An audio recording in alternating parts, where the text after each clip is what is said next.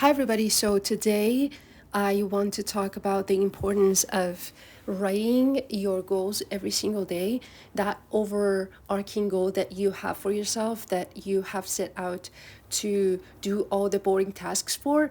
That should be at the front of your mind, because if you lose the sight of the fact that you're actually doing it for the higher purpose that you have set out to do, then you're probably not going to have that motivation and energy to drive you toward work and doing the boring parts of that specific job that you want to take on. And so that undertaking should be attached to that anchor that you have for the kind of like the vision of your future, what your future, you think your future is going to look like, and how you want to look like in the future, or like what sort of, it's not that you're result oriented, but it's that you love the goal and you love working on those minute by minute tasks that you are working on, just because you know that it's actually moving in that direction.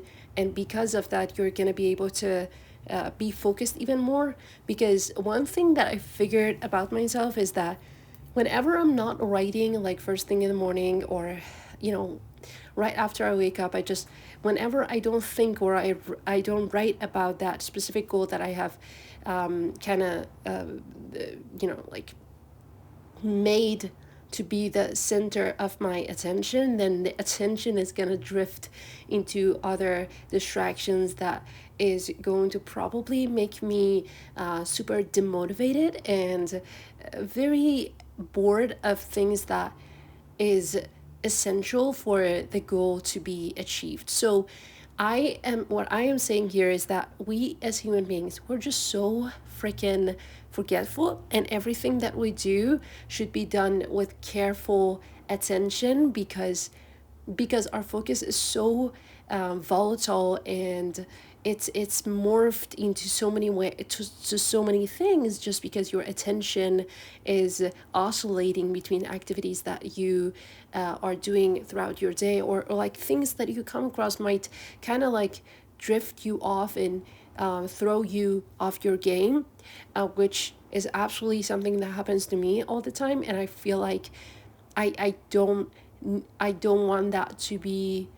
I feel like that's how I've been failing in my days. Like whenever I end up not achieving as much, I know that it was my focus to be blamed, and I have to work on that even more. So what I do every single day, I just try to think too much about what is important to me, and what I really want to become, and what sort of like mission I am on. Because like if you're not clear on that every single day, you're probably not gonna achieve as much of a meaningful result as possible, because our focus is all we need. We have to be very focused, and we don't really need to be rushed.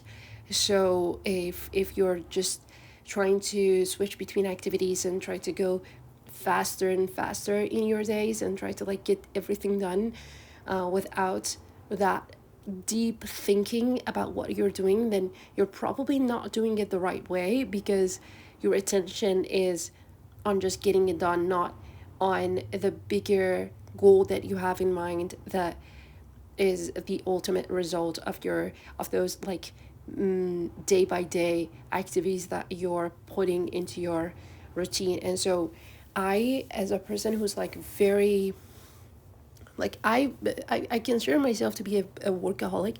Not a workaholic, I hate that word. I mean, people use it in a way that is like a bad thing. No, for me, work is my life, and I love working because it's like how I grow as a person. And I feel much better whenever there's something that I am working on that is probably going to be for the greater good, and there's something tangible in that. That makes me feel very good about myself, and also feel very insightful and full of ideas. My mind is going to become such a creative space, just because I am working working it and try to get as much out of it as possible, because like one thing that we have learned about creativity is that the more you use it, the bigger it grows. And that's what you do when you're a quote unquote workaholic, but I wouldn't use that word. I am not a workaholic. I probably would look at somebody who's like very attached to doing work for other people and always just like on the move, but never stops to think about what they're doing and like how it's affecting them. That might be workaholic, like because they're actually not taking care of themselves. But for me, I have like this focus directed towards myself, towards my soul. And if it's not growing as a consequence of me doing those activities and like going about my business, then I know the business that I have selected is not the kind of business that I need to be dedicating my entire life to. So it's very important to distinguish between the definitions or the kind of like the over overall like picture of what you're doing, because you need to be clear on that. You need to do it for yourself, and you need to do it for the greater good, whatever that might be, for you.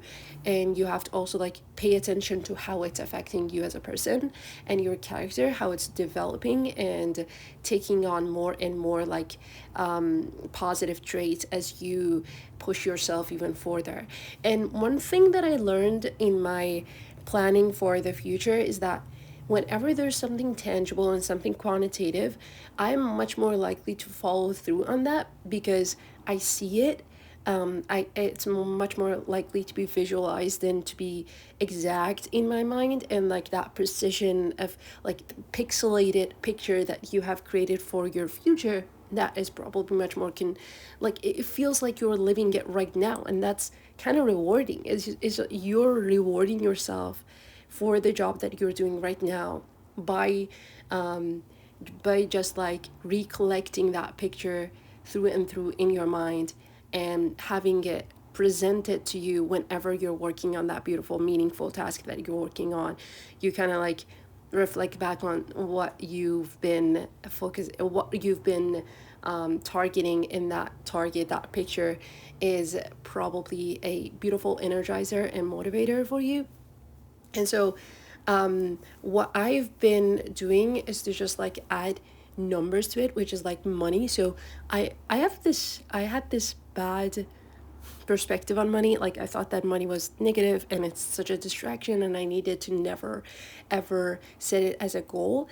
But right now I feel like I know that my goal is not money, but I have to add that aspect to it just because it's like it gives the whole goal as structured, as like a structured boundaries that I can like make myself much more clear on where I'm going, and the steps are just like so quantifiable just because there's numbers on each and every step that I progress towards, and that makes me feel like the progress is happening, not just like in this conceptual world, but also in the materialistic world. But never like put that money to be the goal, but put it as a metric, maybe like as a measure stick, as something that you can use to at least get a rough grasp of what you're doing and how much progress you're making throughout your career. But even if you fail, the amount of money that you lose is also something kind of positive for me, because like if I made that amount of money and I lost it just because I risked it on something, then so be it, because I am very proud of that. It's not that I lost it, like losing money or having the money is not the purpose for me, but making it is kind of the whole purpose. Because even if I make it, I'm not gonna keep it for myself and try to like trying to have a luxurious life, but I'm gonna use it for their development of my career and my business in general. So it's a very good tool that you can use, and don't like look at it negatively. Don't say, oh, money is just like a distraction or it's a negative thing. You can change your perspective and mindset around money. It's not about accumulating money, but playing with it. Like it's just it's just something that is pretty tangible, that you can like use it as an anchor to the real world, to the not real world, but like the social structure or whatever. And that's like, that's how you make it much more measurable. The whole thing is much more quantifiable, and that makes you motivated to do it even further, just because you have the steps cleared out, you know. So that has been, I'm sorry, I'm just like being a bit faster in my talking right now because I'm very excited about this. And after this, after talking about this, I'm probably gonna go and make a video about, I don't know what I'm gonna make a video about, but it's probably gonna be something around this, or goal setting and planning or writing. I don't know. I'm gonna figure it out later, but right now I'll have to kind of go, and I'll have to make my dinner. I've been like sauteing the onion right now, and it's on the stove right now as I'm talking. I actually took like a 10-minute to talk about this, and I'm gonna head back to it because it's probably burning right now, but it's okay. It's okay if it's a little brown. I mean, onion can caramelize very perfectly if you leave it for a while. And then I'll be making myself beans with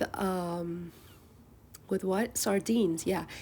And I've heard of the benefit of sardines. That's why I am kind of like trying to incorporate it in my diet as much as I can. But it's not my cup of tea. You know, it's not the best thing that I could possibly eat. But for the benefit of it, I am probably gonna eat it much more, try to incorporate as much healthy things in my diet. And also, there's something else that I want to say. It's like the amount of vegetables that you eat on a daily basis should be a high amount, and you have to like take care of that part of it because it's very good antioxidant. It's like, it has polyphenols, it has vitamin K. Vitamin K is like the best thing for your brain, and there's been research for it, like that it helps your memory, or it helps the hippocampus part of your brain. And if there's a lack of it, or the sufficient amount is not actually being met on a daily basis, then you're probably gonna experience a little bit of cognitive decline on a daily, or like in general, like in a long term sort of period. It's probably gonna affect and have a bigger toll on the brain, on the structure of the brain itself. And hippocampus is like the most crucial part that it's going to be affecting. So that's something I'm trying to keep in mind. And I also want to educate myself on nutrition, and try to get as many knowledge on that as possible. So right now I'm gonna go and make my beans, and I'm gonna eat it with some veggies, and I'll just, yeah, thank you for listening to me.